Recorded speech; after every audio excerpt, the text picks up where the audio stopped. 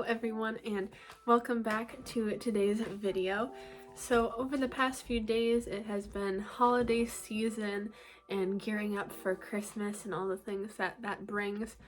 So at the beginning of this video I'm going to show you picking out the Christmas tree. We got our Christmas tree. It was a pick your own, cut your own Christmas tree. I always love to have a real tree. To me, it really brings the real kind of symbolism that I like to think of during Christmas, of just appreciating all that nature has done for us and the slowing down, the bringing of kind of the light back into the home while there is such little light until we get to the winter solstice, and it just brings the smells into the home as well. So I'm going to start this video with that and then decorating the tree, which is so much fun, and then we're going to get into some baking of some peanut butter cookies. So I got the tree yesterday. Peanut butter cookies I did just now, just finished up, so that will be after that. I hope you enjoy this holiday, getting ready for the holiday season type video, and there will be more where this comes from, so stay tuned.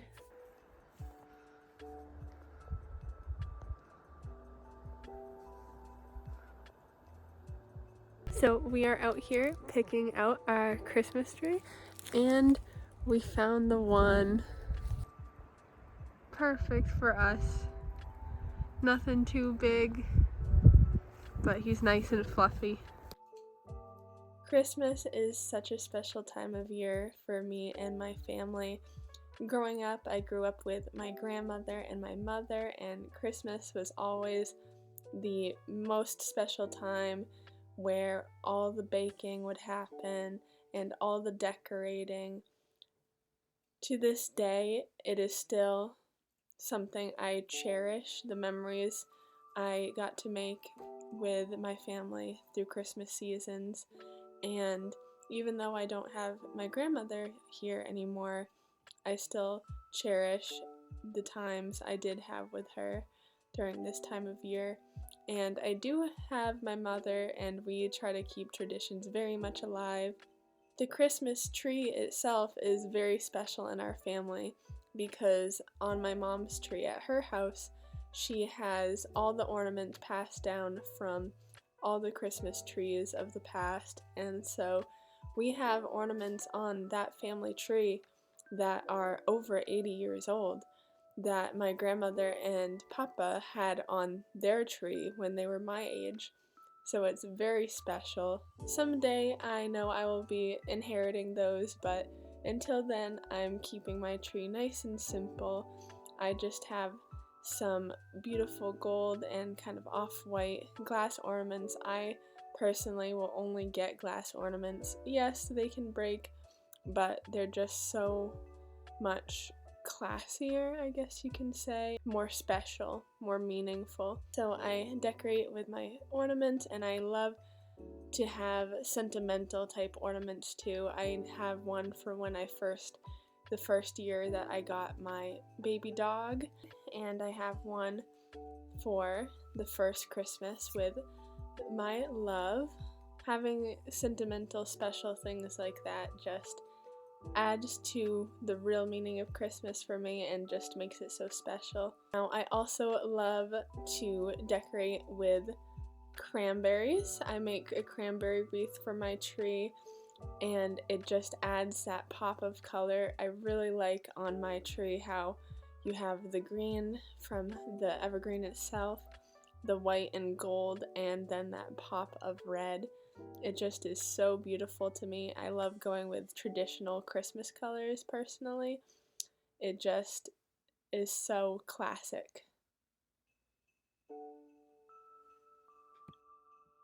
Now that you got to see the putting up of the tree and the decorating, now let's hop into making some peanut butter cookies.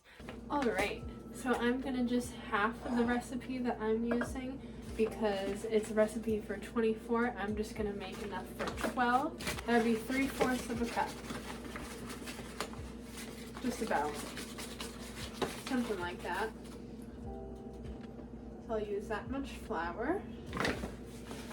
We did a 1/2 teaspoon baking soda. Now we're gonna do 1/4 of a teaspoon of baking powder. So let's do that. About that much. Alright. Next step, we're gonna do about 1/4 of a cup of both regular sugar and brown sugar. I always like to get unbleached sugar just because I feel like it's a lot better for you if you're gonna go with a granulated sugar. So it says it calls for about, in the original recipe, 1/2 of each. I'm gonna put a little less of the normal sugar because I don't want things to be super sweet. So I'm not gonna do a full 1/4 cup of regular. I'm just gonna do a little less. And then I'll do the full 1/4 cup of brown sugar. Alright. I like to kind of put things away as I go, so that way my area is a little bit tidier and it's not a big, huge cleanup all at the end.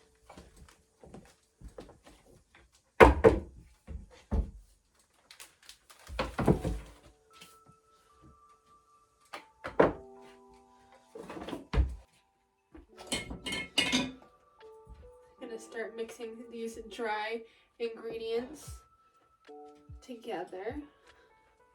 We need a 1/4 cup of butter, which is roughly 1/2 of a stick, and we're gonna let this get a little bit softer before I put it in.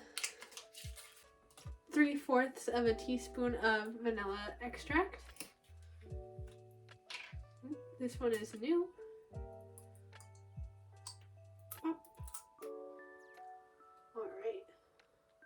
We're going to put 1 smaller sized egg, since I'm halving this recipe and the recipe called for a large egg.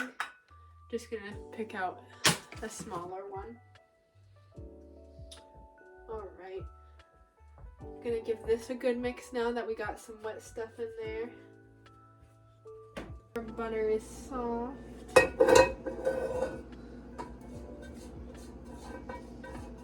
And we're going to want just over a 1/4 cup of peanut butter. So let's see what I can scoop in here. Ooh, that's pretty good. That's a pretty good scoop right there. Alright. And I like these kinds of spatulas because they just kind of squeeze and fit into wherever you need to scrape. Now let's give this a good mix now. Make sure everything is distributed very well. I'm getting out my baking tray that I am going to get buttered up to prevent the cookies from sticking. And yep, I just like to use butter right on the tray opposed to anything else. So I just get that and rub it.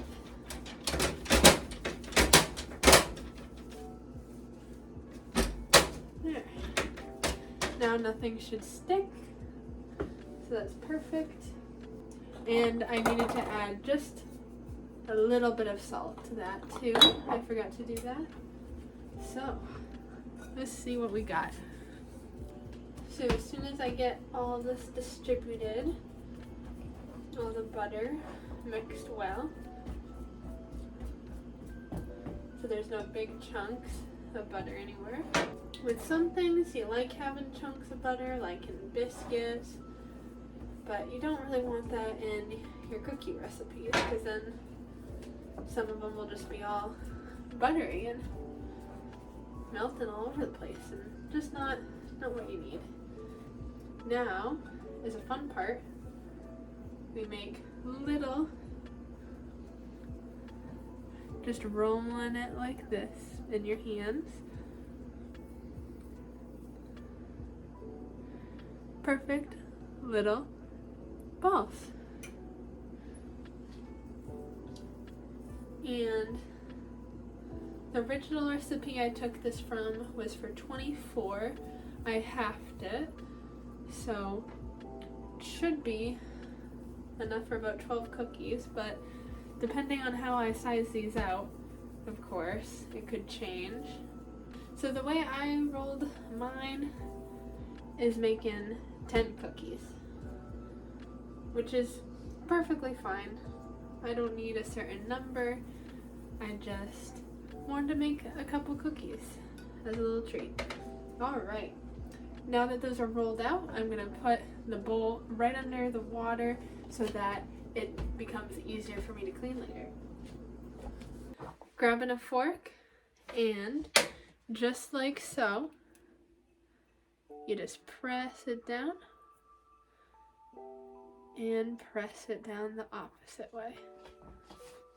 Press it down, press it down the opposite way. Alright, let's pop these right in the oven.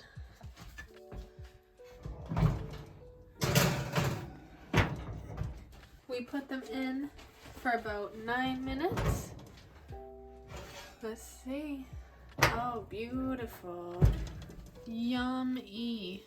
I got these cute little Christmas tree cookie pulling box. No idea where I got them from, but I have them. So let's gently put our cookies.